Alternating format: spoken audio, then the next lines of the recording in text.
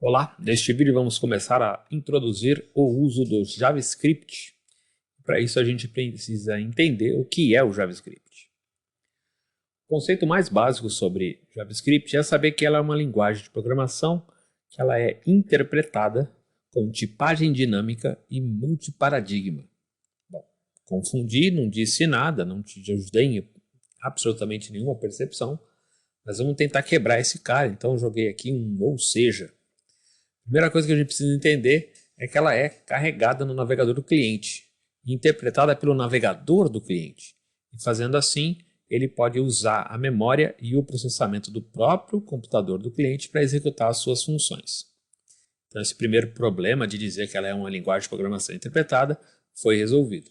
O navegador recebe o texto do site, quando a gente põe lá um www.qualquercoisa.com, todo esse conteúdo se trafega pela rede para a nossa máquina e chegando no navegador ele fala, isso aqui é isso, aquilo é aquilo, isso deve se comportar desse jeito, aquilo deve se comportar daquele outro jeito, e eu vou utilizar os recursos de hardware da própria máquina para fazer tudo isso. Então tira um pouco da responsabilidade da execução de cada detalhe de um website no servidor da web, trazendo aí então parte dessa responsabilidade para a máquina do cliente. Disse lá que ele tem tipagem dinâmica. O que eu quero dizer com isso é que as variáveis que você aprende em linguagem de programação, em lógica de programação, elas se adequam com o seu próprio uso. Então, se eu precisar criar um espaço de memória para guardar um texto, ele dinamicamente reserva esse espaço na memória e diz, eu preciso desse espaço para caber um texto. Mas se na sequência eu colocar um número dentro dessa mesma variável, portanto, nesse mesmo espaço de memória, ele dinamicamente se adequa. Ou seja, diferente das linguagens que eu preciso dizer que um espaço de memória, uma variável, é única e exclusivamente usada para guardar um número, aqui eu falo, você é uma variável, guarde o que eu quiser que você tenha dentro de você. Então ela é dita como tipagem dinâmica, ou também chamada de untyped, portanto sem tipo, as nossas variáveis. Por último, para concluir esse último pedaço que eu disse que ele é multiparadigma, você deve conhecer, se não conhece, vai passar ao longo do tempo e do aprendizado a conhecer novas formas de programação. A mais comum, a mais antiga, a mais usual antigamente era a sequencial modular, né? Que a gente fazia um programa que seguia uma sequência, né? Não tinha como escapar dessa sequência, o usuário era forçado a fazer isso numa ordem pré-definida e a gente podia fazer isso através de pequenos módulos. A gente passou a ter uma programação orientada a objetos, que o JavaScript também aceita, e a gente também tem agora a novidade do momento, que é a programação de linguagem funcional, que também o JavaScript se adequa. Ou seja, o JavaScript é tão multiparadigma que ele atende a diversos públicos, a diferentes necessidades dentro do universo da programação para a web. Ainda falando de conceito básico, é importante você perceber que existe uma linguagem chamada JavaScript por detrás de muita coisa. Então, por esse potencial do JavaScript ser algo muito grande, ela possibilita aí que você use os recursos de memória e processamento da máquina, como eu já disse, e também ferramentas que nasceram dessa origem do JavaScript com o passar do tempo. Bibliotecas específicas, por exemplo, se você já ouviu falar do jQuery, que é uma biblioteca construída com o JavaScript, extremamente eficiente, com um monte de facilidade de uso. É bem legal a gente estudar isso, a gente vai dar uma batida de olho mais para frente, que é uma biblioteca JavaScript, e também por meio de frameworks que estão nascendo aí no mercado, estão bastante utilizados no momento, chamados aí de Node.js, React.js e assim por diante, que vieram também desse JavaScript. Então é bem importante que a gente tenha a visão de que tem muita coisa com JavaScript por aí, ele cresce a cada dia um pouco mais, mas para extrair o máximo e o melhor de todas essas técnicas, frameworks e bibliotecas, você precisa conhecer o básico, a origem de tudo, da onde veio esse bando de gente que todo mundo está usando. A gente está chamando isso atualmente de Vanilla JavaScript, ou seja, aquele JavaScript baunilha, basicão, zero, puro, seco, sem nenhum tipo de uso extra dessas bibliotecas ou frameworks. Se a gente conhece bem essa base, a gente consegue então utilizar esses outros recursos com mais detalhamento. Se acontece algum problema que a gente não reconhece, Com essa linguagem base JavaScript, a gente acaba descobrindo qual é o problema e chega numa solução extremamente mais fácil. Então é bem legal para quem gosta de estudar, procurar saber jQuery, Node, React, tudo isso. Mas antes de fazer isso, eu recomendo e peço para que você estude então o JavaScript puro e seco, que a gente vai tratar aqui a partir deste momento. Para a gente poder fazer os nossos testes de aprendizado da linguagem JavaScript pura, nós vamos usar as ferramentas de desenvolvedor que existem nos navegadores. A maioria deles já tem embutido nele próprio um conjunto de ferramentas que auxiliam o desenvolvedor. Um tempo atrás, o Firefox foi um dos primeiros a introduzir essas ferramentas, mas elas não eram embutidas no navegador, eram extensões. Mas hoje em dia todos eles já trazem as ferramentas já embutidas no próprio navegador. Nós vamos usar aqui o Google Chrome, mas você pode usar o que você quiser sem problema algum. Usando então essas ferramentas, a gente vai ter acesso a um lugar chamado console, e através desse console a gente vai ter como realizar os testes de JavaScript. Seja mostrando um valor de variável na tela, seja digitando um comando de JavaScript para ver se ele funciona e vendo o resultado das coisas dinamicamente neste console para fins de teste, então chegar na conclusão do que a gente quer que o nosso site faça de forma dinâmica com o JavaScript. Por exemplo, se a gente quiser exibir um valor no console, a gente usa um comandinho chamado console.log, como no exemplo abaixo. Então, se eu quisesse escrever nessa região de console a frase vamos aprender JS, eu diria console.log, vamos aprender JS, que é um texto, um string entre aspas, e isso dentro do parênteses do log, tá? E finalizando com ponto e vírgula. A nomenclatura, o nome das coisas, a gente vai acostumando com o passar do tempo, mas se você tiver curiosidade, a gente pode dizer que console é um objeto, que log é um método, e que esse método tem um parâmetro, que é o texto a ser exibido. Mas não vamos entrar em detalhes com essas nomenclaturas agora, vamos indo acostumando com os comandos, entendendo o que eles são, como eles funcionam, e com o passar desse tempo a gente vai acostumando com as nomenclaturas de cada coisa. É bom conhecer o nome das coisas, mas é também muito importante saber usar essas coisas, por mais que você não saiba os nomes. Então, com o passar do tempo, vai anotando esses nominhos, vai acostumando os ouvidos com essas palavrinhas e esses significados, que as coisas com o tempo farão bem mais sentido. Bom, vamos falar então agora da sintaxe e convenção básica, o mínimo que você precisa saber para poder começar a trabalhar com JavaScript da maneira correta. A primeira é que a localização do código pode ser tanto no head como no body. Vai depender da sua técnica, da sua vontade e do que você vai fazer. Mas é aceitável digitar código JavaScript tanto na região do head como na do body. Vamos discutir isso mais na prática, mas é possível sim. Essa linguagem é case sensitive, portanto ela interpreta textos com letras maiúsculas e minúsculas como diferentes, mesmo se você escrever o mesmo conjunto de caracteres. Se você escrever teste, todo em minúsculo, e teste com o T maiúsculo, o primeiro, essas duas palavras, apesar de nós acharmos que é a mesma coisa, para JavaScript são duas coisas completamente diferentes. Podem ser dois nomes de variáveis diferentes, portanto, dois espaços de memória separados no seu computador. Então, cuidado com a forma das escritas. Os comandos que fazem parte da linguagem têm que ser escritos exatamente como eles foram definidos, e aquilo que for criação própria nossa, escreveu de um jeito a primeira vez, escreve do mesmo jeito até o fim, porque senão não vai ser reconhecido.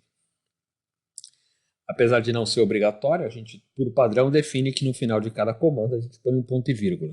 Se você acabar esquecendo, é capaz do comando funcionar numa boa, porque como está dito aí, não é obrigatório, mas é uma boa prática. É uma prática tão comum que a maioria das linguagens tem. Então, acostume-se a colocar ponto e vírgula no final de um comando. Como dito anteriormente, então, ele é untyped. As variáveis permitem, então, criação de variáveis dos mais diferentes tipos dinamicamente no momento do uso. E, por fim, os valores de texto devem ser exibidos com entre aspas ou entre apóstrofes. Tanto faz. Você vê aqui no exemplo do slide anterior, eu mostrei console.log, vamos aprender JS entre aspas. Mas se eu tivesse feito isso entre apóstrofe, ele reconheceria da mesma forma.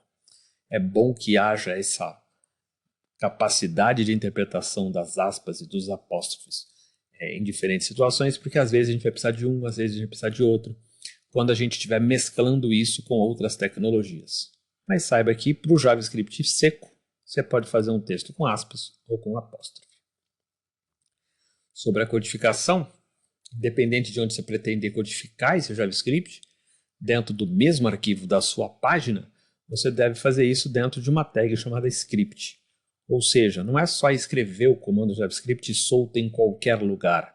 Como eu disse, pode ser dentro do head, pode ser dentro do body. Não importa se você escolheu fazer isso no head ou no body, vai ter um comando de JavaScript, tem que estar entre as tags script/script, como no exemplo abaixo. Então, se eu quiser fazer essa frase do vamos aprender JS no console, para que isso seja entendido como JavaScript e rodado como JavaScript, ele precisa então estar dentro de uma tag script. Esse type igual text/JavaScript é opcional também.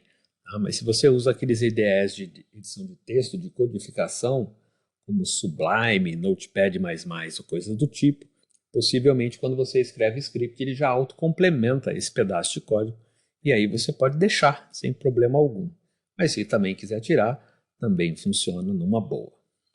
Falando ainda de codificação, assim como o CSS, a codificação pode ficar interna ou externa. E se for externa, a gente tem que fazer a referência ao arquivo externo para que ele seja identificado e usado. Então, como eu vou colocar no exemplo aqui abaixo, se fosse a mesma coisa, se eu quisesse usar um arquivo externo com esse vamos aprender JS no console log, eu poderia então criar o arquivo com a extensão .js de JavaScript num específico local do meu projeto. Depois a gente discute o melhor local para isso. Mas aqui com este código que você está vendo é capaz então da gente listar o endereço desse arquivo de codificação JavaScript e a página vai conseguir acessar tudo que ali dentro existe. Nesse contexto, então, o parâmetro chama src de source, de origem. Então, script type, tipo do script, JavaScript, source, origem, meu arquivo.js, na direção da raiz do meu projeto, porque eu não coloquei dentro de subpasta nesse contexto. Muito bem, já sabemos aonde codificar, já sabemos o básico do básico, ainda não podemos codificar porque não falamos ainda de um cara chamado Document Object Model. Se você não conhece essa nomenclatura, esse modelo de objeto de documentos, saiba que ele é uma interface que representa como os documentos HTML são lidos no seu navegador. Portanto, quando você carrega uma página e vem aquela montoeira de tag, uma tag dentro da outra e dentro dessas tags uma série de valores e de textos, esse conjunto de coisa que chega na máquina do cliente, chega e é interpretada pelo navegador e é criado então um objeto que representa toda essa estrutura, todas essas tags e esses conteúdos, e eu vou poder acessar cada parte desse documento através dessa estrutura organizacional chamada DOM, Document Object Model. A forma mais fácil de acessar esse Document Object Model é usando o JavaScript, e a gente vai poder então capturar esses elementos para ler esses valores ou até mesmo alterar esses valores de forma dinâmica, o que é extremamente interessante.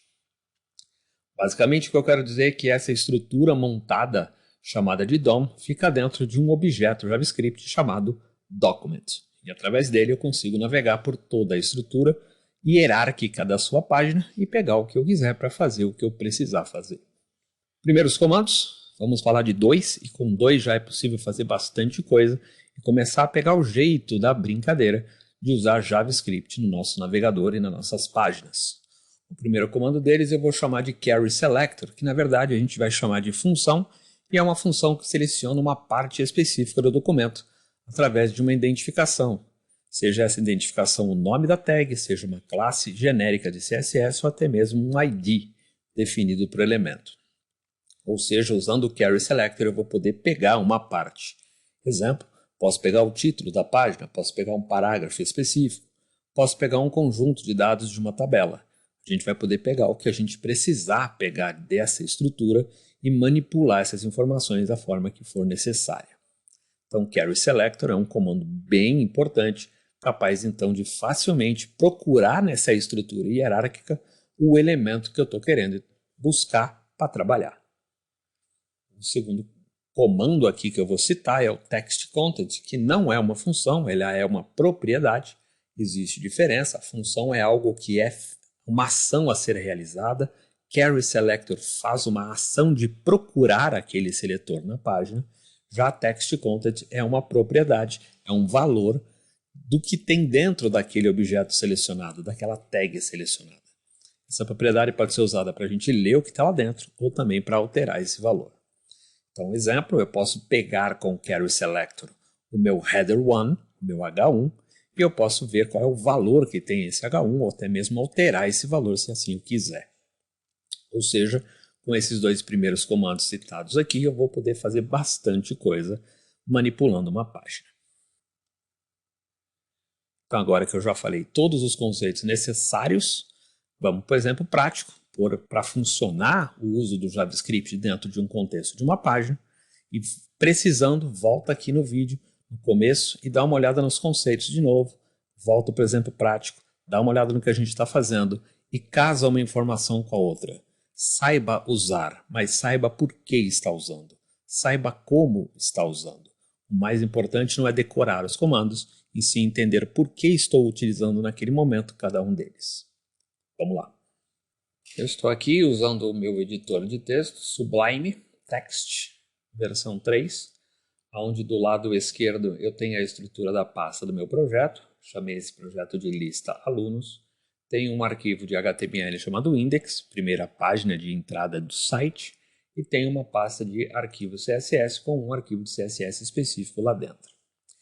Essa página ela é composta de um document type, indicando o documento HTML5, com a sua head definindo aí o nosso meta char7 UTF-8 para caracteres especiais, o título que vai ser exibido na aba do navegador como título da página e a referência ao link externo ao meu CSS de estilos de formatação. Dentro da área do corpo da página, portanto da área de conteúdo, eu tenho uma tag semântica do HTML5, a tag main, que representa a tag principal da minha página, e dentro dela um header1, um cabeçalho 1 de importância 1 com o texto lista de alunos. Abaixo dela eu tenho uma tabela com toda uma região de cabeçalho de tabela e de lista de dados do corpo dessa tabela, com uma lista de alunos com suas devidas notas 1 e 2, seus nomes e seus RMs. E a gente vai ter duas coluninhas do lado, onde vai ficar a média do aluno e a situação final, se ele foi aprovado ou não, no contexto desse exemplo didático. Se eu for olhar como isso é renderizado no site, lá no navegador, eu vou abrir então no browser.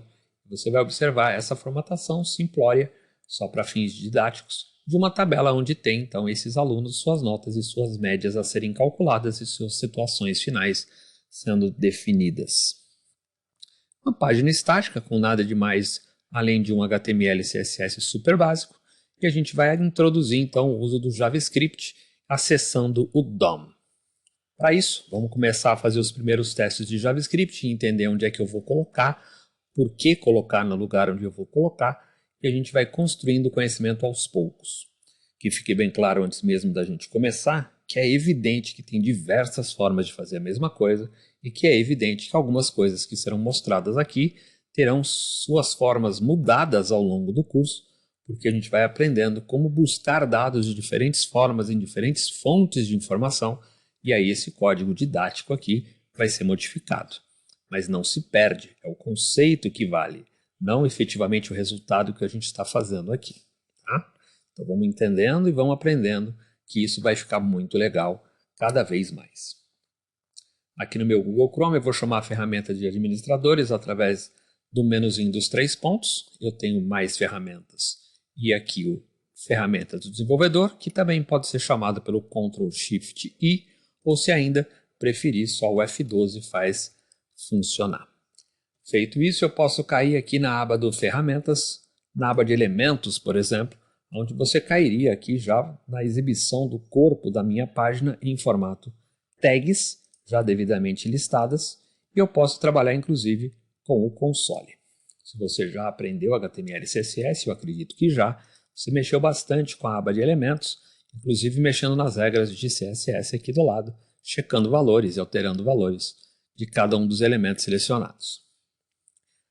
Vamos em JavaScript dar foco mais em console do que em elements.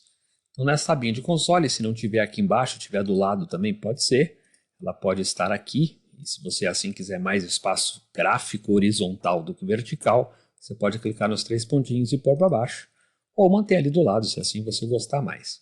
Fica à vontade. O fato é que o console é um local onde eu posso aqui ler valores de teste do meu JavaScript e também chamar comandos de JavaScript. A exemplo, o console log que eu comentei. Ó. Eu posso vir aqui no próprio console sem nunca ter codificado um JavaScript nesse arquivo e escrever console.log e falar para você, olá. Lembrando que olá é um texto, portanto entre aspas ou apóstrofes, dentro do log do meu console. Ao dar o Enter, ele executa este comando e você está vendo logo abaixo a palavra olá, que é o que foi mostrado pelo console log. Como disse anteriormente no PowerPoint, a gente então pode acessar todo esse DOM, todo esse documento estruturado do HTML através de um cara chamado document. Se eu simplesmente escrever document aqui e der um Enter, você vai ter aí a visão logo abaixo de uma hashtag document com uma setinha do lado, que eu posso abrir e navegar dentro desse documento em cada pequeno detalhe feito no corpo. Eu posso acessar o head e todos os seus valores, o body e todos os seus valores, e eu vou acessando hierarquicamente, entrando nó por nó dessa estrutura e acessando cada uma das tags e todas as suas capacidades aqui e valores. Dito então que document representa todo esse conteúdo, se eu quisesse ter acesso a um específico conteúdo, bastava eu usar o comando carry selector, citado minutos atrás. Então, vamos exemplificar, vamos procurar esse H1 aqui na nossa vida e ver se eu consigo pegar esse cara. Para fim de teste, é melhor também que eu limpe esse console com uma certa frequência para não me perder. Botão direito, limpar console. Então vamos fazer o seguinte, se o console log mostra nessa tela do console alguém selecionado, eu vou poder então nesse console log pedir então para o document fazer uma procura carry selecionando selector alguém específico e esse alguém específico vai ser a tag H1. Feito isso, observe a estrutura do comando. Eu dentro do console log estou pedindo para exibir no console. Então, o que está sendo procurado na página, dentro do documento, aquele cara que chama H1. Só de dar o Enter, você vai ver na lista de baixo que veio realmente o H1 com a sua lista de alunos.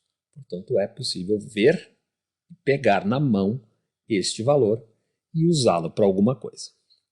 Se eu quisesse pegar este objeto, esse H1 com todo esse conteúdo dentro, barra H1, e colocar numa variável, eu podia. Bastava eu criar então uma variável, dar um nome para ela, vamos chamar de título, e dentro de título eu quero do documento pegar carry selector, alguém específico, no caso o mesmo H1, e colocar este cara dentro da variável título untyped, que não tem tipo definido, portanto eu posso pôr o que eu quiser lá dentro, inclusive um objeto H1 com o seu valor interno. Feito isso, não é exibido nada na tela porque eu não pedi para mostrar, então eu coloco agora console.log e peço para mostrar a minha variável de memória chamada título. E agora sim eu tenho o valor da variável, que é o H1, e o lista de alunos barra H1. Beleza, Fred, eu já entendi que carry selector procura por um elemento dentro do documento que eu posso mostrar direto na tela ou guardar numa variável, e uma vez que eu tenho esse valor disponível, eu posso pôr na tela do console. Sensacional! Mas esse negócio de ficar pegando H1 barra H1 junto não é prático, não é funcional. Talvez eu quisesse pegar só o lista de alunos como texto, algo que eu queria fazer com esse texto. Então eu quero pegar o texto interno desta tag. Eu quero pegar o conteúdo texto do H1. Então agora embaixo eu vou fazer a mesma codificação do console log, mas agora a partir do meu título, que é o nome da minha variável, eu vou pedir só o text content desta variável e o resultado então se torna especificamente o conteúdo.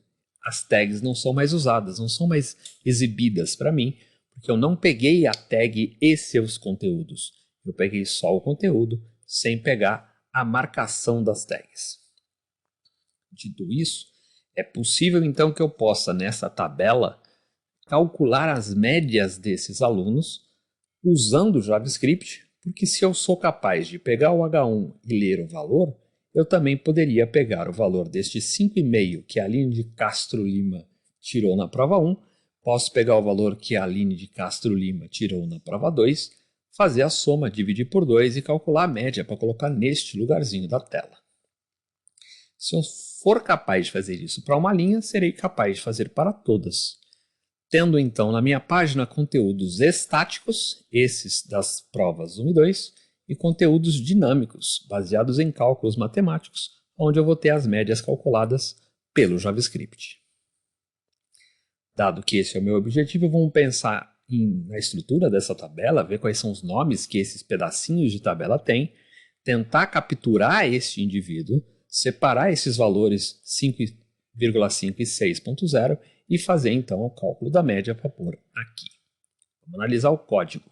Então vamos limpar o console para a gente ficar com ele limpinho e vamos lá no Sublime observar como eu fiz essa tabela. Cada aluno dessa tabela é uma linha da tabela do tbody da minha table.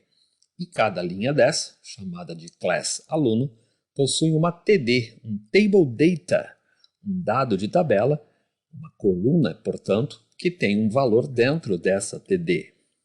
Essas TDs estão com classes específicas com os nomes de InfoRM, InfoNome, InfoProva1, InfoProva2, InfoMédia e InfoSituação, usadas possivelmente no meu CSS. Se você abrir o CSS, vai observar que eu usei esses nomes para dizer que este conjunto de TDs que tem essas específicas classes genéricas precisam ter os seus textos alinhados. Já aquela que não está listada aqui, que por exemplo é o info-nome, ela não é text align center, portanto ela fica alinhada à esquerda. E não só isso, eu tenho regras de cor para TD e TH, largura de tabela e assim por diante. Mas então essas classes, sendo usadas no CSS ou não, elas foram definidas na minha página. Então eu posso acessar através dessas classes para ter acesso a essas informações. Então, se a gente for pensar na linha de Castro Lima, eu quero só a primeira linha. A primeira linha da tabela é a composição desse TR e de todos os outros TDs de dentro, ignorando os próximos TRs TDs, porque eu só quero a linha de Castro Lima. Bom, se eu tentar selecionar o indivíduo aluno, o que será que vem para mim? Vou fazer o teste. Classe aluno, toda a linha tem. Mas vamos dar uma olhadinha. O navegador, aqui no meu console, se eu pedir para você me mostrar console.log, o documents, faz um favorzinho para mim.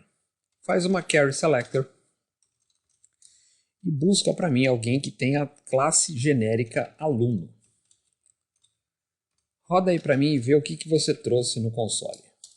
Olha, eu trouxe uma linha, eu trouxe um TR de classe aluno, que se eu abrir eu tenho acesso à linha de Castro Lima, com todos os dados dessa aluna, só que eu não trouxe as demais linhas da tabela. E aí você pode se perguntar, ué Fred, se toda linha tem a mesma classe, por que ele só trouxe a linha de Castro Lima? Porque o comando query selector procura na ordem da página, portanto do topo até embaixo, a primeira ocorrência do que você está procurando. Por mais que eu tivesse aqui 2, 4, 6, 8, 9 alunos cadastrados, quando eu pedi para pegar o ponto aluno, ele pegou só aquele da primeira linha. Para nós, nesse momento, está muito bom que seja assim, porque facilita o meu trabalho. Mas em futuros vídeos a gente vai ter que se preocupar em saber, bom, se cada linha dessa chama aluno e eu tenho que pegar todos eles, eu preciso criar um jeito de melhorar essa minha codificação e ser capaz de pegar mais de um. Mas eu não estou com pressa. Eu quero que você entenda muito bem como é que o query selector faz. Ele busca de cima para baixo, hierarquicamente na sua página, a ocorrência que você estava procurando. Encontrou, para de procurar. Já achei o primeiro, já te respondi. Está aqui na tua mão. Legal. Então como é que eu faço para, por exemplo, pegar esse 5,5? Esse 5,5 está dentro desse document query selector.aluno. Então se eu conseguir pegar este cara aqui, guardar ele, por exemplo, numa variável, depois eu vou pedir para entrar nessa variável e acessar alguém especificamente lá de dentro, que no caso é a nota 1 e depois a nota 2. Bom, legal, Fred. Então eu estou conseguindo capturar a informação de que query selector pegou o cara para mim, eu consigo então ter acesso a todos esses pedaços do conteúdo da minha página, Só que eu não vi isso no código, lá no Sublime. Eu só vi você digitando nesse consolezinho aqui. Ninguém vai usar isso aqui. O usuário comum não sabe nem que essa janela existe. Ele sai usando a página e não sabe nem que aquilo tem no seu próprio navegador. Então, como fazer para fazer o que eu estou fazendo no console, só que lá, na codificação? Vamos lá. O Sublime. Vamos fazer o seguinte.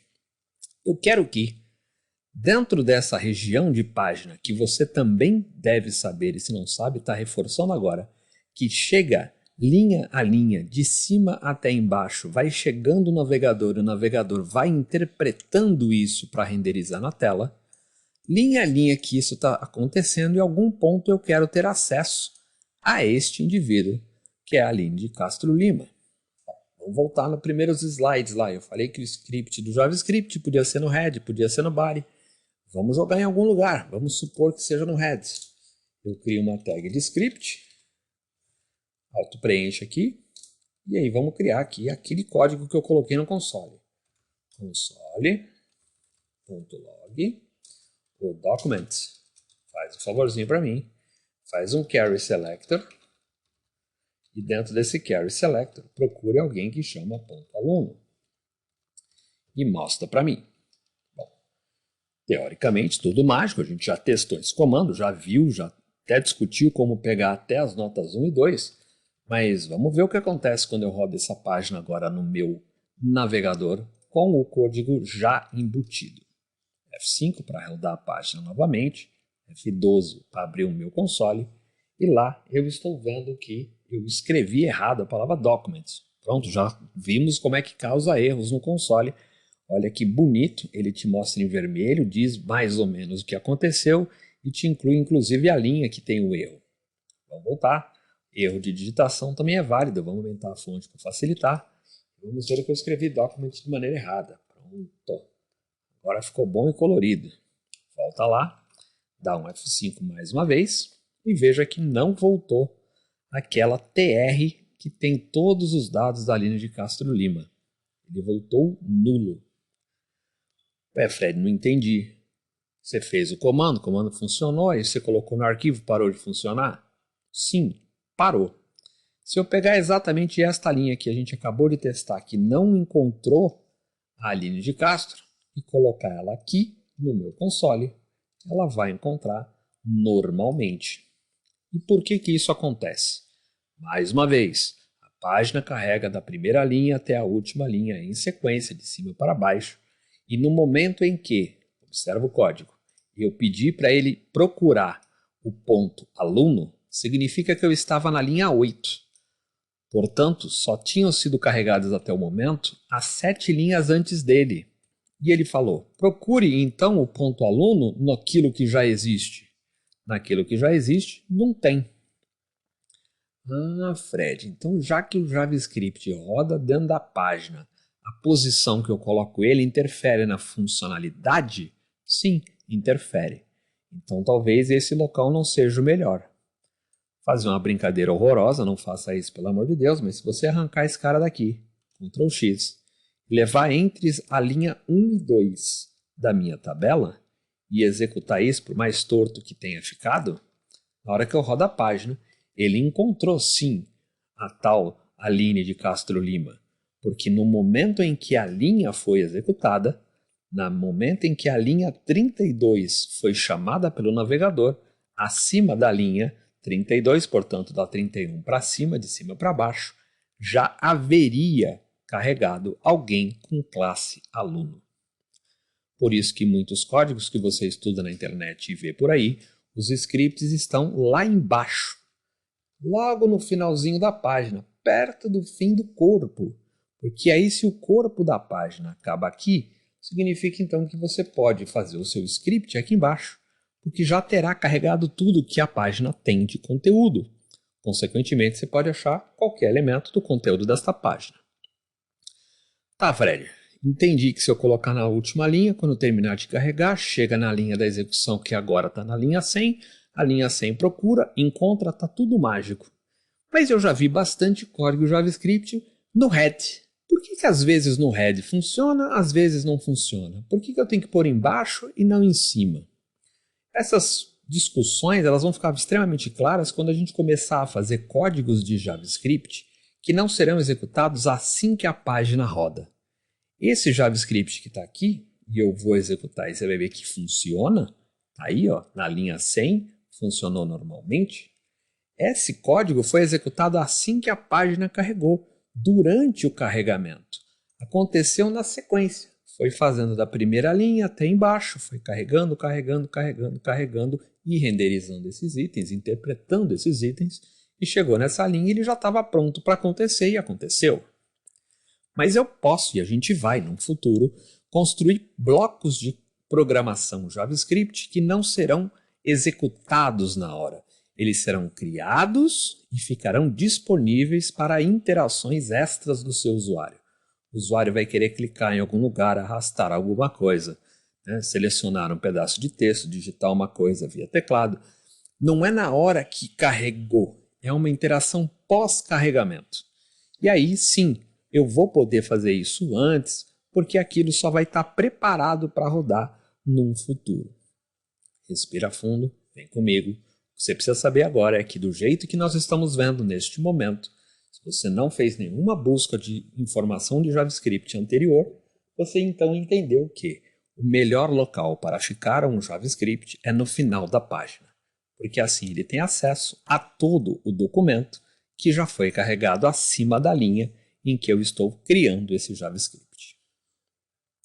Beleza, consegui. Deu certo, vimos que eu tenho acesso à primeira linha da tabela e agora eu quero pegar esse 5.5 que está aqui e colocar numa variável. Procurar dentro desta própria linha que está na nossa posse o item prova 1. Vamos ver como é que faz? Vamos tentar pensar junto o que seria legal de pegar esse 5.5 aqui. Bom, o JavaScript, em vez de você me mostrar esse valor completo da primeira aluna da minha tabela, guarde isso numa variável. Vamos chamar de aluno underline 01 e vamos colocar essa pessoa lá dentro. Portanto, o aluno underline 01 representa o primeiro aluno da tabela. E eu peguei, através de Document Carry Selector, só a primeira linha da tabela por enquanto.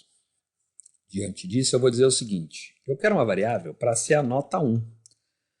Nota underline 1, e eu vou mandar olhar dentro do aluno 01 aquele lugar que eu vou selecionar especificamente dentro desta linha. Vamos olhar lá de novo? Volta lá. Dentro da primeira linha da Aline Castro Lima, que pegou toda essa TR, eu vou mandar fazer um novo Carry Selector especificamente deste indivíduo info-prova1, pela classe genérica info-prova1. Então, lá embaixo, eu vou pedir para ele procurar classe genérica info-prova1. E só para a gente ver se conseguiu isolar a nota 1 dessa pessoa, eu vou pedir para mostrar no console nota1.textContent, aquele indivíduo que é capaz de pegar o texto contido dentro deste elemento selecionado. Salva, volta e executa. Veja no meu console que eu estou com 5,5 devidamente colocado na minha variável e exibido na minha tela. Show, já consegui a primeira nota da Aline. Vamos pegar a segunda nota dela? Então vamos chegar aqui e dizer assim, ó, var nota underline 02 do mesmo aluno da linha 1, pegue aquela informação contida em alguém que tem a classe genérica info-prova2. Pegue este cara e me mostra no console qual é o valor deste indivíduo, portanto nota 02.textContents. Assim, rodando a página, eu consigo ver no meu console, se eu tivesse escrito console direito, portanto console tem S, está lá, eu tenho meu 5,5 e eu tenho meu 6. Bom, se eu conseguir pegar nota 1 e nota 2 da aluna Aline, eu consigo calcular a média. Como é que calcula a média? Soma divide por 2. Vamos fazer. Chegar aqui e criar uma variável que eu vou chamar de média do aluno 1. É a nota underline 1.textContent mais a nota 02.textContent Isso tudo eu vou somar primeiro, prioridade de execução parênteses, e vou dividir por 2. Para a gente ver o que está acontecendo, eu vou jogar no console log a média do aluno 1, para a gente ver se a média estaria calculada corretamente. Vamos executar, volta no navegador, aperta F5, e a gente tem um cara NaN, sendo o A minúsculo e os dois N's em maiúsculo, representando not a number, em inglês dizendo que o que eu tenho não é numérico. Você fala, não é possível, Fred, não estou ficando doido, 5,5 e 6 eu posso somar, vai dar 11,5, eu consigo fazer essa soma, eu consigo fazer essa divisão. Porque ele está falando para mim not a number.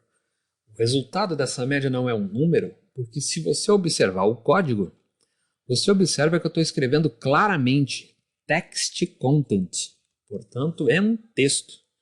E eu quero fazer uma conta, então seria talvez interessante eu converter este valor devidamente textual, capturado pelo text content, transformá-lo em número. E para fazer esta conversão, nós vamos usar um comando chamado parsefloat. Parsefloat, função que é capaz de converter o texto colocado dentro do seu parâmetro, portanto dentro dos seus parênteses, um texto que vai se transformar em número quebrado, capaz de ter números fracionais.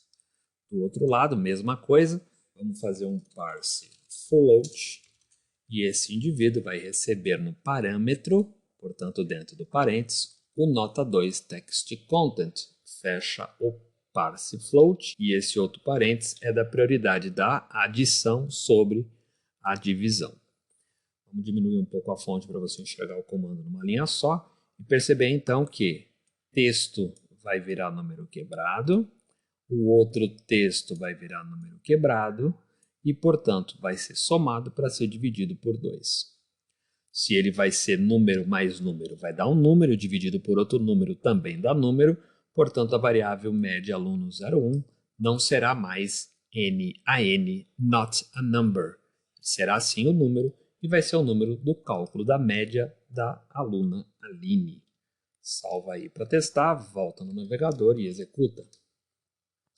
Temos então a resposta de que se a aluna tirou 5,5 e 6, a média dela é 5,5. E a gente quer mostrar essa resposta desse número calculado lá na coluninha média, ao lado das notas 1 e 2 da aluna Aline. Bom, como é que eu faço isso? Eu tenho que ter um jeito de capturar só o quadradinho que tem o valor 0 da média e transportar esse 5,5 para lá. Vamos dar uma olhada no código e ver o que é aquele quadradinho da média. Se eu olhar para o meu arquivo de HTML, eu vou observar então, lá em cima, lá na line, que o indivíduo média tem uma classe genérica InfoMédia e eu vou poder pegar então essa tag na mão e interferir no seu conteúdo. É isso que eu vou fazer para mexer com que este cara mostre efetivamente a média da line. Volta lá para baixo. Vamos fazer isso. Uma vez que eu já calculei, vamos pedir lá para o nosso aluno underline 01 para fazer um carry selector nele, pedindo aquele indivíduo InfoMédia. Vamos pôr isso aqui numa variável, por exemplo, e chamar de média underline 01. Peguei o elemento e agora de posse do elemento, média 01, eu vou interferir no text content dessa tag capturada e dentro dela eu vou pôr a média calculada por nós na variável que fez a soma e a divisão por 2. Vamos ver se acontece. O resultado esperado é que a nota 5,5 que ela vai tirar de média fique na mesma linha que os dados dela, lá na tabela. Vamos ver se deu certo. Volta, observa aqui o 0, vou dar F5. Está lá, a nota da aluna é 5,5. Dinamicamente, então, fomos capazes de ler dados de uma estrutura DOM, acessar um conjunto de informações da tabela. Dentro dessa linha de informações, capturamos dentro desse conjunto outros 2 elementos, fizemos uma conta dinâmica matemática e devolvemos para um terceiro pedaço o resultado. Veja o potencial desses 2 comandinhos de hoje, chamados carry selector e text content. Bom, para encerrar este vídeo e você poder exercitar esse conhecimento e brincar com JavaScript, entenda que fazer o código script no mesmo arquivo do HTML não é interessante. Tanto quanto quando você aprendeu CSS, você percebeu que também não é interessante ter esse código no mesmo arquivo que o HTML. Então vamos transportar essa codificação para um arquivo externo. Vamos tirar esse excesso de console log de teste que não está fazendo sentido nenhum, porque eu não preciso ficar mostrando tudo isso no console a todo tempo. É só para fazer os testes, uma vez que funcionou eu não preciso mais deles. E aí, por fim, é fazer a associação desse arquivo externo neste arquivo. Então, tradicionalmente, para organizar tanto quanto criamos uma pasta de CSS para os arquivos de estilo, vamos criar uma pasta tradicionalmente chamada de JS, não é obrigatório, mas é tradicional, e dentro dessa pasta JS criar então um novo arquivo que a gente vai nomear do nome que a gente quiser. Por exemplo, eu posso chamar de script.js, funções.js, script index, por exemplo, se você assim quiser, que é os scripts da página index.js, põe o nome que você quiser no arquivo, o arquivo é seu, divirta-se. Eu vou chamar de script. E esse arquivo, então, sendo .js, pode ter dentro dele, atenção agora, tudo que essa tag script tem. Perceba que eu não selecionei a tag script, eu não levo a tag, eu levo os comandos. Ctrl X, levo para lá e colo. Organiza aí os espaçamentos, tira os excessos de console, que não são mais necessários. Continua funcionando numa boa, depois você faz mais comentários aqui se assim você quiser. E eu vou referenciar esse arquivo aqui. Como mostrado no PowerPoint, basta adicionar o source e colocar o endereço da onde esse arquivo externo está. A partir da raiz do projeto existe uma subpasta chamada JS, dentro dele um arquivo que chama script.js. Perceba agora que eu desvinculei então a codificação da página index para um arquivo externo, mas ele continua funcionando porque ele está referenciado no final. Vai mais uma vez no navegador, roda novamente. O console não mostra mais nada porque eu tirei os console log, posso até fechar, mas o resultado continua acontecendo aqui. Depois a gente vai falar de formatações, ajeitar esse ponto para vírgula, aprender condicionais em JavaScript para decidir a situação final baseado numa potencial média de aprovação e dizer se a Aline de Castro teria passado de ano ou não. Uma vez que a gente conseguir fazer tudo isso, vamos seguir com nossos estudos e conseguir fazer isso dinamicamente para todas as linhas de uma maneira bem eficiente, sem ter que fazer todas elas na mão. Reveja o vídeo quantas vezes precisar, teste os conceitos, faça as suas anotações, tire a dúvida comigo e a gente se vê no próximo vídeo. Até mais.